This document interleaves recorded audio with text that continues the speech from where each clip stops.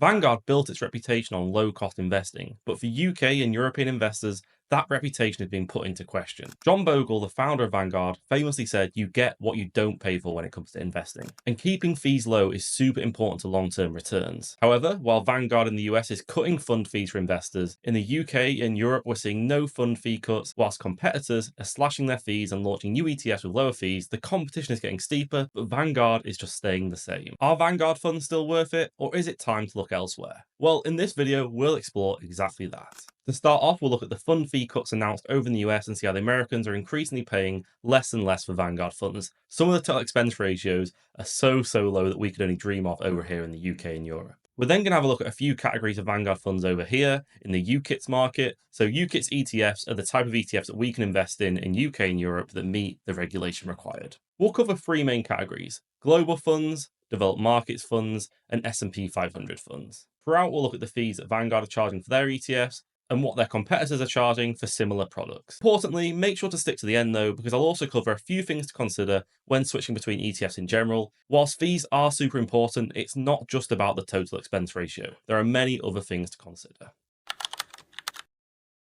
So on the 3rd of February, Vanguard released this article announcing the largest fee cut in Vanguard history. Once again, Vanguard is lowering the cost of investing.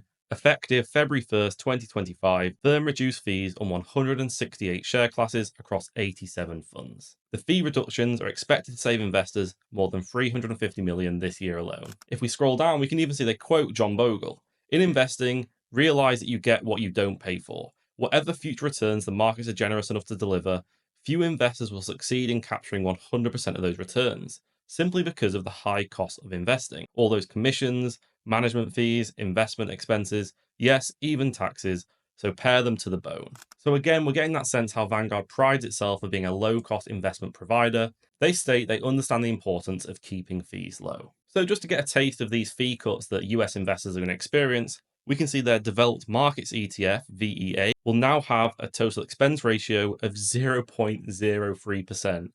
A developed markets ETF with that expense ratio, we can only dream of that in the UK. Then we have a dividend ETF, 0.05%, information technology sector ETF, 0.09%, an emerging markets ETF, 0.07%, total international stock ETF, 0.05%.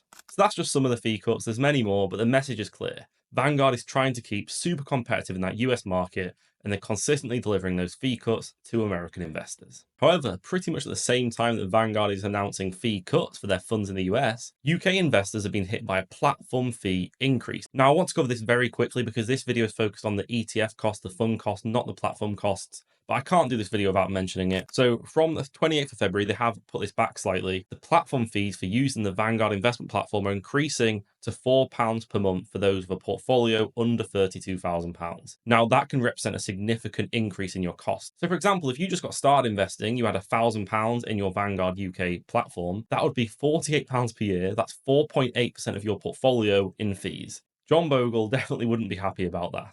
Over 32,000, there's no changes, so it really is a kick in the teeth for newer investors and those with smaller portfolios. So now to address the topic of Vanguard fund fees and how, in my opinion, they're just not competitive at all anymore in the UCITS market. They're just not keeping up with the competition. And to show this, I'm going to first of all start on Trading 212, which is one of my favorite investment platforms. If you want to get started on Trading 212, I do always leave my link in the description below to get a free fractional share worth up to £100 when you sign up. Alternatively, within 10 days of opening your account, you can go to the menu page, go to the use promo code section, type in Tom, and you apply that code, you'll get a fractional share. If you do use it, thank you for supporting my content and let me know in the comments below what you get.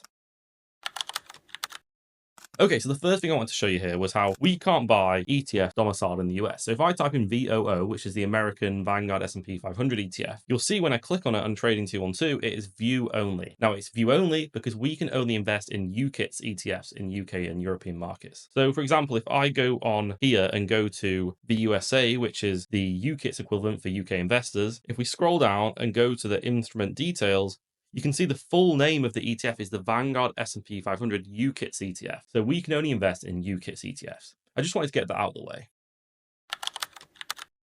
But what we're going to start with here is global funds. So Vanguard's global fund is VWRL for the distributing version that pays out dividends, and VWRP for the accumulation version, which automatically reinvests them. So this one here, available on Trading 212 and many other platforms, is one of the most popular ETFs. For example, on Trading 212, this global fund I think is the third most popular ETF on the whole platform, and it has a total expense ratio of 0.22%. Now, 10 years ago, 0.22% would have been a very competitive fee for a global ETF in the European market. But now I want to show you a few news articles and how each competitor is slowly cutting away at Vanguard to the point now where it is, I think, the most expensive market cap weighted global fund on the market. So the cheaper global fund that a lot of people know about is the one by Invesco, the Invesco FTSE All World. And I've got this article back from June 2023 here, and we can see they launched their Invesco FTSE All World ETF, and it had a total expense ratio of 0.15%. So it is undercutting Vanguard. Vanguard was 0.22%, 0.15%. So that's one competitor undercutting Vanguard. But actually, since then, we've had more and more cheaper options. Let me show you. So another article here on the 1st of August, 2024, State Street, they didn't launch a new ETF, but they slashed the fee on their global equity ETF. They slashed it on the SPDR MSCI All Country World Index ETF. So All Country World Index is MSCI's version of the FTSE All World, basically. MSCI and FTSE are both index providers, and they both have global indexes. And we can see they slashed their fee from 0.4% to 0.12%. So now we have Vanguard, 0.22% with their FTSE All World, Invesco FTSE All World, 0.15%, and this one by State Street, 0.12%. Actually, in the last week, we've seen another one even cheaper than this. In this article from the 19th of February, we can see Amundi reaffirms commitment to the UK market with ETFs available on the London Stock Exchange. They've launched the Amundi Prime All Country World Index ETF. This one has a total expense ratio of 0.07%. So it is great to see all these competitors, Invesco, State Street, and now Amundi, all undercutting. There's a bit of a fee war going on in the UK and European market at the moment, which is amazing to see because for investors, this competition is what drives fees low. But what we're waiting to see is Vanguard going to cut their FTSE All World, because now it is the most expensive global fund. How much longer can Vanguard maintain this high fee global fund?